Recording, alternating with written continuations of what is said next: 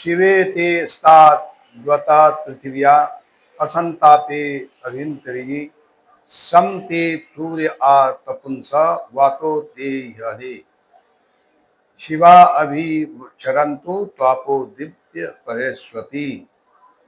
मंत्र का अर्थ है कि दिन और पृथ्वी कल्याणकारी हों, सूर्य शांति से तपता रहे और दिव्य जल शिशु के लिए सुखद हो। माँ शारदे को नमन। साहित्यिक सचेतना के सभी वरिष्ठ रचनाकारों, साहित्य प्रेमियों, सनातन प्रेमियों, श्रोता दर्शकों को साहित्यिक सचेतना की ओर से राय सिंह भंडारी द्वारा हार्दिक अभिनंदन। हम आपके सामने नई प्रस्तुति लेकर उपस्थित हुए हैं। ये जो आपने श्रुति ऊपर से सुनी है, ये एक मंत्र है जो कि निष्क्रमण संस्कार के समय बोला जाता है। निष्क्रमण संस्कार सनातन धर्म में वर्णित 16 संस्कारों में से 4 आयु के अनुसार 4 भागों में उनको विभक्त किया जाता, जो कि गर्भ संस्कार, जन्म संस्कार, कर्म संस्कार और अंतिम संस्कार के नाम से जाने जाते हैं। जन्म संस्कार को 4 वर्गों में वर्गीकृत किया जाता, जो नामकरण, निष्क्रमण, अन्नप्राशन और चूड़ाकर्म के नाम से जाने जाते हैं। आज की प्रस्तुति निष्क्रमण संस्कार पे है। आपको निष्क्रमण संस्कार से जुड़ी हुई एक प्राचीन कथा कहते हैं। विदिशा नगरी में एक बार धनाढ्य शिव दर्शन नामक से सेठ रहते थे, जिनकी ख्याति व्यापार में अपने राज्य से लेकर के दूसरे राज्यों में फैली हुई थी। उनके पास सुख और ऐश्वर्य बहुत अधिक था, परंतु उनके पास अगर अभाव था तो एक संतान प्राप्ति का अभाव था। तो वो कई राज वैद्यों के पास, कई वैद्यों के पास गए, लेकिन कोई सफलता हाथ नहीं लगी। तो एक दिन उनके पुराने मित्र ने एक महात्मा जी कोई दूर जंगल में रहते थे, उनका परिचय बताया और उनका एक पता बताया कि आप वहाँ पर जा कर के उनसे मिल सकते हैं और महात्मा जी आपका चिंता का समाधान करेंगे। एक निश्चित तिथि पर शिव दर्शन ने महात्मा के दर्शन करने के लिए आवश्यक भेंट के साथ उनकी ओर चल दिए। आश्रम में पहुंचने पर महात्मा को दंडवत प्रणाम किया। महात्मा जी ने भी सेठ का अभिवादन और यथोचित सत्कार किया और आने का कारण पूछा तो सेठ जी ने अपना सारा दुख वृतांत बता दिया।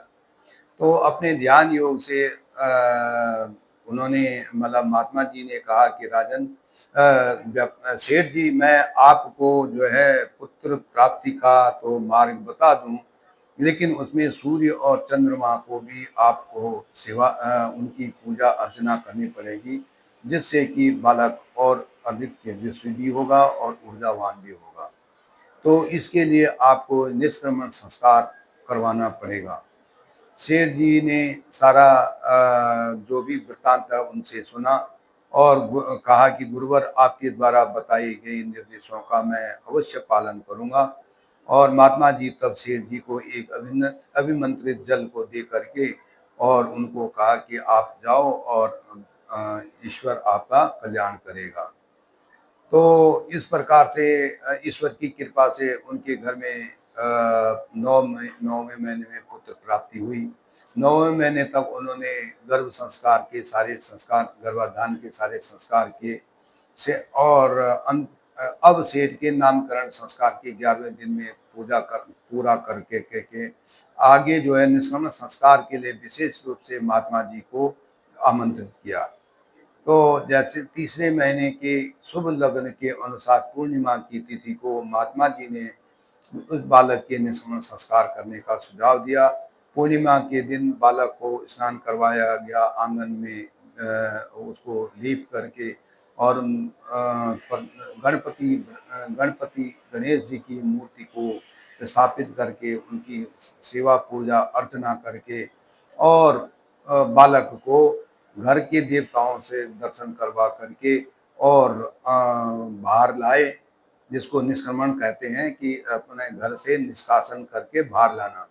तो प्रार्थना कहा कि हे सूर्य देव, यह बालक भी आपके समान तेज ऊर्जा और प्रखर बुद्धि वाला बने और आपके समान प्रतापी हो। इस प्रकार से दिन की पूजा समाप्त की गई। बंधु बांधवों को भोजन की व्यवस्था की गई और सबने बालक को अपनी ओर से आशीष दिया। अब रात्रि को पूर्णिमा को फिर बालक को बाहर लाया गया, चंद्रमा की पूजा और अर्घ्य दिया गया। फिर मंत्र के साथ बालक को चंद्रमा के दर्शन करवा करके सेठ जी ने चंद्रमा से विनती की, हे चंद्रदेव, आप जैसा नम्र, शीतल और सौम्य अमृत बरसाने वाला कोई नहीं है। कृपया अपनी कृपा दृष्टि इस बालक पर बनाए रखना और जैसा आपका सौम्य, शीतल और निर्मल स्वभाव है, इसकी कीर्ति भी वैसे बनाना। इस प्रकार से सभी नवग्रहों की पूजा और यथोचित देवताओं का आह्वान करके निष्क्रमण संस्कार महात्मा जी द्वारा पूर्ण हुआ। तो दूसरे दिन महात्मा जी अपनी दक्षिणा और सम्मान के साथ आश्रम तक पहुंचाए गए और भविष्य में संस्कारों का निर्देश का पालन करने को कहा। धन्यवाद। राय सिंह भंडारी।